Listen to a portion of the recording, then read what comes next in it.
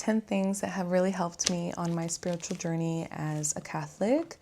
I have to start with the Catholic Bible. And I say the Catholic Bible because there's many Bibles out there. A lot of them belong to the Protestants, and they have 7 less books. We didn't add 7 books originally.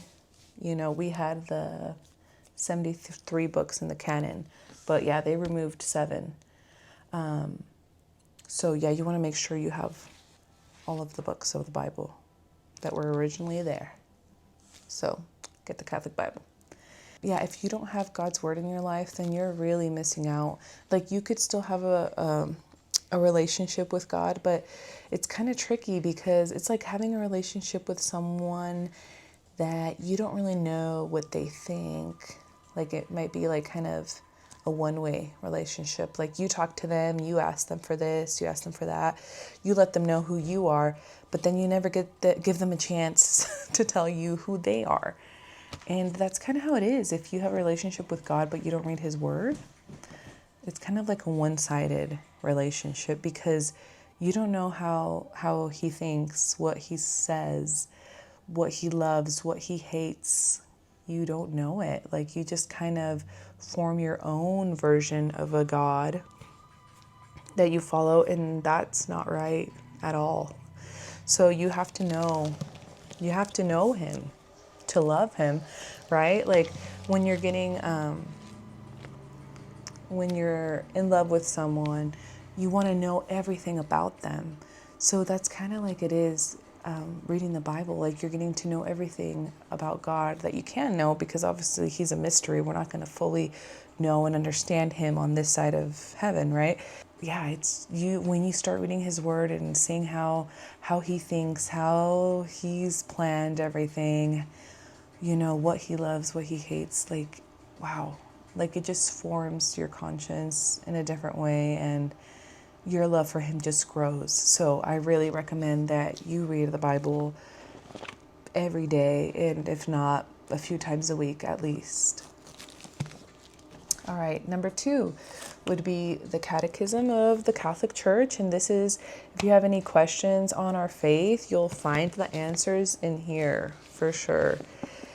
And yeah, this has been really great. I've had I wanted to read more about prayer or saints, and yeah, you can just look in here. Another reason that it's really helpful is especially in the Mexican, Hispanic culture, a lot of the times people don't have access to a priest, especially if they live in remote areas. And throughout, the years, they start maybe kind of creating their own little beliefs that are not aligned to the Catholic Church. So it's really important to actually know what your faith teaches. And this is just a great tool for that. Okay, number 3 would be a crucifix. You just have to have one in your home, at least one. I have 2, and I need to get more. One is in my bedroom, and this one here is in front of my kitchen sink. So that's why it has water splashes on it, but I feel like it gives it it gives it character. But this is what I look at while I'm washing dishes. And yeah, it just reminds me to pray, to be thankful to God. And yeah, just thank him for dirty dishes, because that means that we were able to eat. And number 4 is the rosary. I used to be afraid of this thing. It was like, oh no, when my mom pulled out the rosary, I was like, run, guys, run. It's going to be close to 30 minutes of torture, right? That's what I used to think, and that's so sad. But when you're a little kid, you want to be running around and playing, right? So I think you guys understand. But now I see it, and I'm like, I just know, when I sit down to pray, or kneel down, or lay down even to pray, it brings so much peace. It lets my crazy monkey brain relax and really focus into what I'm doing. So I find it super helpful. And I also like to pray the Divine Mercy Chaplet, so you can pray it on the rosary as well. yeah, it just has really helped because my mind is all over the place. It's trying to solve all the world's problems, all the issues, but it solves nothing, right? But it's trying. And I'm trying to think of solutions for things while I'm supposed to be like praying. So this really helps me quiet my mind. So I love it. I love it. Holy water is another important thing to have, and this would be my number 5, and it's empty, so I'm even embarrassed to show it, but I will show it. I didn't refill it last Sunday, which I thought I was going to. So I really like holy water. It's a sacramental. I place holy water on my kid's forehead, do the sign of the cross on myself, on my husband before going to bed.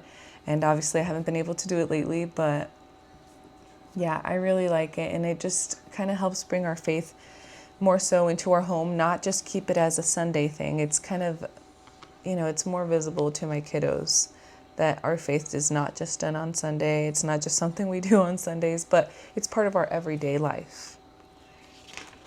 Number 6, sacred art. This is an example of one. And then, of course, this too. And I have a few more. And whenever I walk by where I have all the images and the little statues, it just reminds me to pray for others, to give thanks, to think of heavenly things, to think of not just what's going on in this world, but what is to come. And I feel like that's super important. We can't just focus on this world. It's also a reminder for my kiddos. It's images that they could potentially be seeing in a church and just bringing our faith home as well in that way. All right. Number 7, modest clothing. So it's so easy to fall into the trap of like wanting to dress provocatively, wanting attention from others, but it's so uncomfortable. It's so uncomfortable. Like you have to be like pulling your straps this way or lifting something up or pulling something down. Like it's just too much. And I used to be the type of person that would dress immodestly for attention, which is really sad to say, but it's the truth. So, but now I'm like, no, there's no reason to. And I respect my husband, I respect myself and the fact that I'm a mother, and there's no need to be doing that. There's never a need to be dressing immodestly. There really isn't. If that's the only way you can get a man's attention, then that's really sad, by dressing immodestly. So I really, really, really encourage everyone, male, female, to dress modestly, to respect yourself, to know that you have value outside of the way that you look physically. So that's another thing that has helped me on my faith journey. Okay, number 8 would be spiritual journal. And this is my bullet journal. Half of it is kind of like a planner, and the other half is the spiritual journal. And I have like some stickers on the back, just kind of decorate it to make it more pretty, and it makes me want to reach for it a lot more. But I really liked it. I've put conversations in there that I've had with God and just petitions and my dreams. And it's so cool to look back and see how God has answered so many of those prayers in ways that maybe I didn't imagine, but he surely has answered them. And we can easily forget, everything that God's done in our lives. So it's so cool to have kind of that for you, for your kids, maybe in the future if they ever read it. I feel like that would be pretty cool. And I've been doing it for like 4 to 5 years. Maybe it's been 5 years already since I've started doing this. I just feel like it helps me have a closer connection to God and just writing letters to him pretty much. Yeah, it's been really cool. All right. Number 9, spiritual books. So I have a few out there, but here I brought 2 to show. This is the Interior Castle Study Edition from St. Teresa of Avila. And I got the study edition because it kind of like helps dumb things down a little bit for my brain, which I really need, because if it's too complex, I'm not going to read it. I'm just not. And same thing with Theology of the Body by Pope John Paul II. This is in simple language for the same reason. And then I have a missal here. I've been trying to get off my phone. So having these books, having the missal, having the spiritual journal has really helped me not be on my phone as much. And that's why I prefer to read the daily readings on here. Okay. Number 10, not a physical thing, but YouTube, Catholic apologetics, Catholic YouTube channels, the Hallow app. They have been so helpful, so helpful. And I'm so thankful that there's people out there posting content about our Catholic faith, because it has helped me so much. You know, in this day and age, everyone's living on their phone. So that's where we need to reach people. And that's kind of like a reason why I'm doing YouTube as well, because if I'm able to help anyone, like, glory be to God, like, that'd be amazing.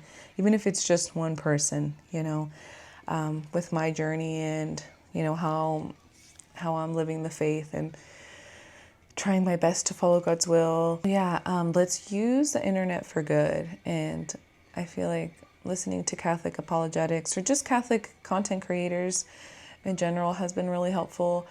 Yeah, the Hallow app. I love listening to the daily reflections with Jeff Cavins. That has been so cool.